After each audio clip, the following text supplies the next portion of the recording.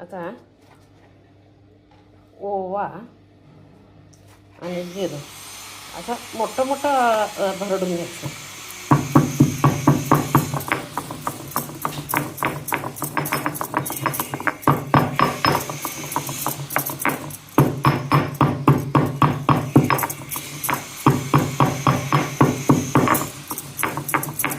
म्हणजे काय प्रवास चांगला पसरला जातो. आता कढई तापायला ठेवली, आता तेल घालते.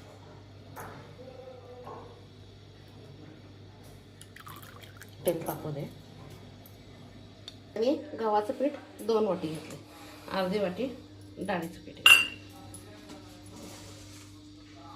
तीळ घातले, त्याच्यानंतर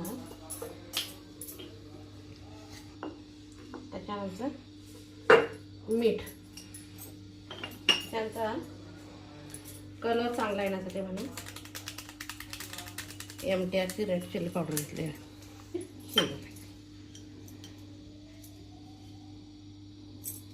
ते आहेच, त्याच्याबरोबर घ्यायचा सगळा मसाला असतो. हे पण घ्यायचं. हळद, ओवा आणि जिरं मी बारीक करून घेतो, म्हणजे मोठं मोठं केलं, त्याचा वास छान असा पसरला. मग त्याचा मी करून पराठा, थालीपीठ, मसाला रोटी काय असले ते वापरते.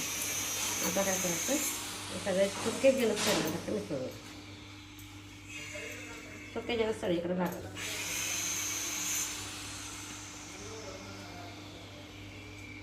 तिखट आणि मीठ आपल्या घरी किती चालते त्याच्यात, ज्यांना जास्त लागत असेल त्याने जास्ती घालायचं. बाकीच्या तीळ वगैरे जरा जास्ती तीळ घातले की टेस्ट छान येते, आणि तीळ वरनं घातले की ते तेलात सुटतात. म्हणून मिक्स करताना असं मिसळून घ्यायचं पीठ म्हणून.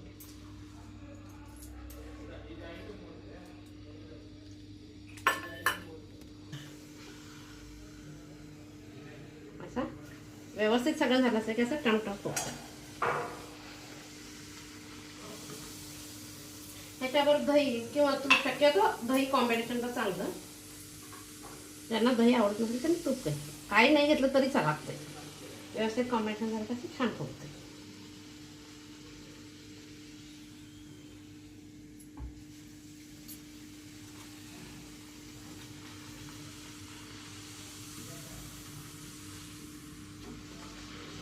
मोठ्या कढईत केलं तर एकदम होतोय, पण ते तेल ठीक होते, म्हणून मी शक्यतो डीप फ्राय काय करायचं त्याला लहान कढई वापरते. आता गॅस बारीक करते. काय करायचं, गोळा करायचा. काही जण तेल लावून टाकतात, मी काय तेल लावतो. गव्हाचं पिठाच्या करायला लागल्यानंतर गव्हाचं पीठच लावतो. एकदा लावून घ्यायचं, त्याच्यानंतर लाटायचं. अगदी पातळ चपातीसारखं लाटायचं नाही, तर मग ते तळल्यानंतर फाफडासारखं होतं, निप्पड फाफडासारखं असं होतंय, कठीण. कुठंतरी प्रवासाला जायचं असलं किंवा आज नाग चतुर्थी आहे, नागपंचमी, भावाचा उपवास, मग हे ज्वारी खायची नाही म्हणून मी काय केलं, गव्हाचं पीठ आणि डाळीचं पीठ, तांदळाचं पण घातलं चालते, फक्त ज्वारी नाही वापरायचं.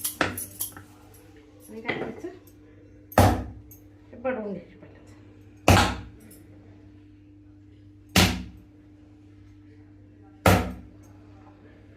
एकदम चार काढली की गॅस चालू होते. आता मेथी हे तिखट मटाच्या पुऱ्या तळून तयार आहे. त्याच्यावर दही हे कॉम्बिनेशन एकदम चांगलं. दही आता हे नंतर करणार आहे मी, परत झाकून ठेवते पीठ.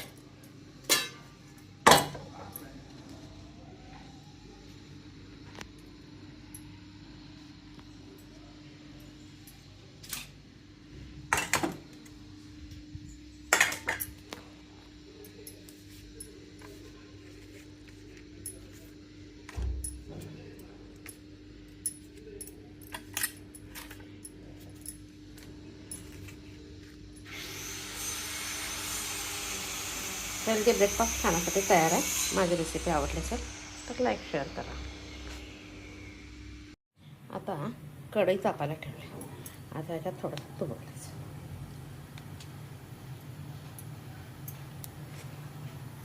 तूप घातल्यानंतर 1 वाटी करेक्ट मी खोबऱ्याचा किस घेतला, गरम करायला घालायचा. 1 वाटीच्या निम्मे अर्धी वाटी मी गूळ घेणार आहे. ज्यांच्या घरी जास्त गोड चालत असेल त्यांनी पाऊण वाटी घेतात चालते, किंवा 1 वाटीला 1 वाटी पण घेतात. आमच्या घरी गोड जास्ती चालत नाही म्हणून मी 1 वाटीला अर्धी वाटी घेणार. आता गॅस साधारण मोठा करणार आणि अर्धी वाटी गूळ घालणार. एक जण साखर करून घालतात. साखरेचं पण प्रमाण पण ज्यांना गोड चालत असेल त्यांनी 1 वाटीला 1 वाटी घालायचं, नाही तर मग 1 वाटीला अर्धी किंवा पाऊण. आमच्या घरी अर्धी कमी लागते म्हणून मी अर्धी वाटी घालते. साखर तर आम्ही वापरत नाही त्यामुळे मी शक्यतो साखर आवडते. आता छान कसं जरा असं म्हणजे आपण मोदकाला करतो तुम्ही ते सगळं नागपंचमीला ह्याचा मान असतो.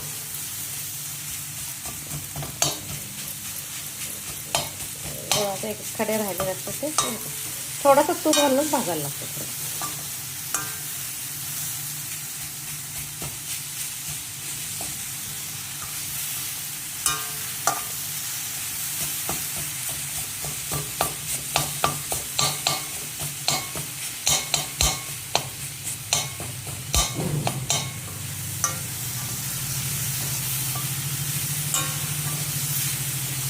थोडासा त्याचा कच्चा वास घालतो खोबऱ्याचा, तो जायला पाहिजे. तूप घातलं की खाली चिकटत नाही आणि टेस्ट पण चांगलं येतं. पलीकडे आमच्या मागं बांधकाम चालू आहे, कधीतून त्याचा आवाज येतो. माझा आवाज कमी होतो आणि कन्स्ट्रक्शनचा आवाज जास्त येतो. 1-2 ते 3 मिनटं खचून करायचं आणि गॅस बंद करायचा. आता मी कणिक मळून घेते. आता 5 गोळे करून घेतात. गव्हाची कणिक मळली मी, नंतर चपाती करायचं मी ठेवलं. 5 लहान लहान गोळे करून घेतलेत.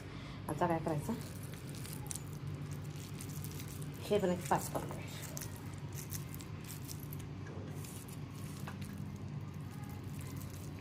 आज नागपंचमीचा देवाला नैवेद्य हा असतो.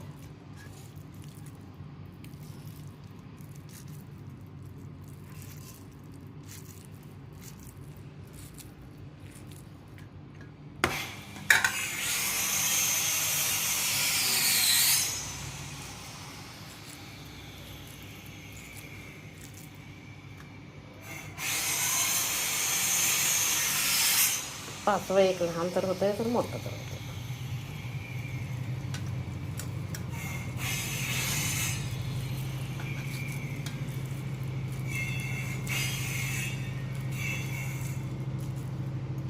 आता हे चाळण घेतलं, तेल हे पाणी गरम करायला ठेवलं स्लो ह्याच्यावर, अगदी लो फ्लेमवर. ह्या चाळणीला तेल लावायचं आणि एक ह्याचं पुरण ह्याच्यात पुरण भरून घ्यायचं.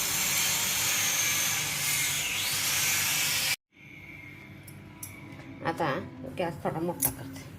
हे 5 कानवले करून घेते खोबऱ्याचे. आता काय करायचं, ह्याला तेल लावायचं चांगलं. खाली चिकटत नाही.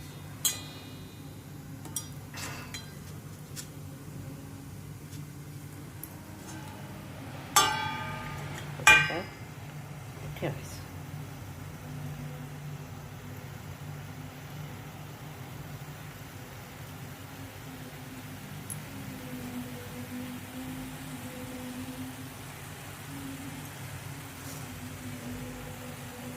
एक 10 मिनिटाला चांगलं स्टीम, 10 मिनिटांना काढून बघ.